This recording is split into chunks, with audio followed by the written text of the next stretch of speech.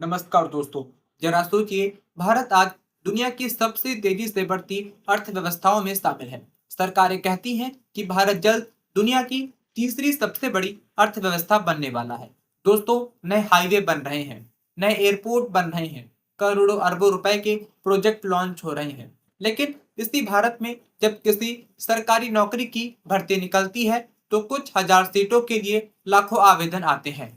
कई बार तो हालात ऐसे हो जाते हैं, इंजीनियर, एमबीए और ग्रेजुएट युवा भी छोटी नौकरियों के लिए लाइन में खड़े दिखाई देते हैं। दोस्तों, आखिर ऐसा क्यों हो रहा है? अगर भारत इतनी तेजी से आगे बढ़ रहा है तो फिर बेरोजगारी इतनी बड़ी समस्या क्यों बनी हुई है? असल में इसका जवाब सिर्फ दोस्तों नौकरियां कम है ये नहीं है। हाल ही में जारी हुई state of working India 2026 report के अनुसार 20 से 29 साल की उम्र के बेरोजगार युवा लगभग दो तिहाई यानी 67% हैं, जिसमें दोस्तों 40% ग्रेजुएट हैं। सोचिए, जिन लोगों ने सालों पढ़ाई की, डिग्री हासिल की, वही लोग नौकरी के लिए संघर्ष कर रही हैं। रिपोर्ट ये बताती है कि 15 से 25 साल के करीब 40% युवा ग्रेजुएट बेरोजगार हैं। इसका सबसे बड़ा कारण है शिक्षा और रोजगार के बीच बढ़ता हुआ गैप। दोस्तों, हमारे देश में लाखों छात्र हर साल कॉलेज से निकलते हैं, लेकिन कंपनियां कहती हैं उनके पास वो स्किल नहीं है जिसकी इंडस्ट्री को जरूरत है। यानी डिग्री है लेकिन नौकरी के लिए जरूरी ट्रेनिंग और अनुभव नहीं है। दोस्तों, यही वजह है कि लाखों युवा इंटरव्यू तक पहुंचने के बाद भी चयनित नहीं हो पाते। दूसरी बड़ी समस्या है जनसंख्या।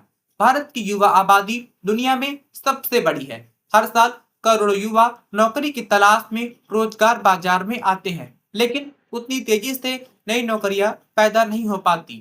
नतीजा ये होता है कि प्रतियोगिता लगातार कठिन होती जाती है। तीसरी बड़ी वजह है सरकारी नौकरी का क्रेज। दोस्तों, भारत में आज भी सरकारी नौकरी को सबसे सुरक्षित और सम्मानजनक माना जाता है। इसलिए लाखों युवा कई कई साल सिर्फ सरकारी परीक्षाओं की तैयारी में लगा देते हैं। लेकिन समस्या ये है कि पद सीमित हैं और उम्मीदवार लाखों में हैं। दोस्तों, ऐसे में अधिकांश युवाओं को सफलता नहीं मिलती और बेरोजगारी का दबाव बढ़ता जाता है। दोस्तों, अब बात करते हैं प्राइवेट सेक्टर की। अक्सर कहा जाता है कि प्राइवेट कंपनियां रोजगार दे सकती हैं, लेकिन यहाँ भी एक समस्या है। दोस्तों, भारत में मैन्युफैक्चरिंग सेक्टर यानी फैक्ट्रियां उद्योग आधारित हैं, जिसमें उद्योग उतनी तेजी से नहीं बढ़ पाता जितनी जरूरत होती है। दोस्तों, चीन ने करोड़ों लोगों को फैक्ट्रियों में रोजगार दिया, लेकिन भारत में अभी भी बड़ी संख्या में रोजगार पैदा करने की बड़ी चुनौती है। दोस्तों, विशेषज्ञ लगातार कहते हैं कि अगर बड़े स्तर पर रोजगार पैदा करना है तो मैन्युफैक्चरिंग सेक्टर को और मजबूत करना होगा। इसके अलावा गांव में छुपी हुई बेरोजगारी भी एक बड़ी समस्या है। कई बार एक ही खेत पर जरूरत से ज्यादा लोग काम करते हैं। ऊपर से अब एआई और ऑटोमेशन का दौर शुरू हो चुका है। पहले जिन कामों के लिए कई कर्मचारियों की जरूरत होती थी, आज वही काम आसानी से मशीनें और सॉफ्टवेयर कर रही हैं। दोस्तों, इसका मतलब ये नहीं कि नौकरियां पूरी तरह खत्म हो जाएंगी, लेकिन ये जरूर है कि भविष्य की नौकरियों के लिए नई स्किल्स की जरूरत होगी। हाल के श्रम बाजार के आंकड़ों में 15 से 29 साल के युवाओं की बेरोजगारी दर 15% के ऊपर बताई गई है, जबकि युवा महिलाओं में और अधिक है। दोस्तों, सबसे चिंताजनक बात यह है कि भारत का तथाकथित यानी युवा आबादी का फायदा हमेशा नहीं रहने वाला है। दोस्तों, रिपोर्ट के अनुसार 2030 के बाद भारत की कार्यशील आबादी का अनुपात धीरे धीरे कम होना शुरू हो सकता है, यानी अगले कुछ साल बाद भारत के लिए बेहद महत्वपूर्ण है।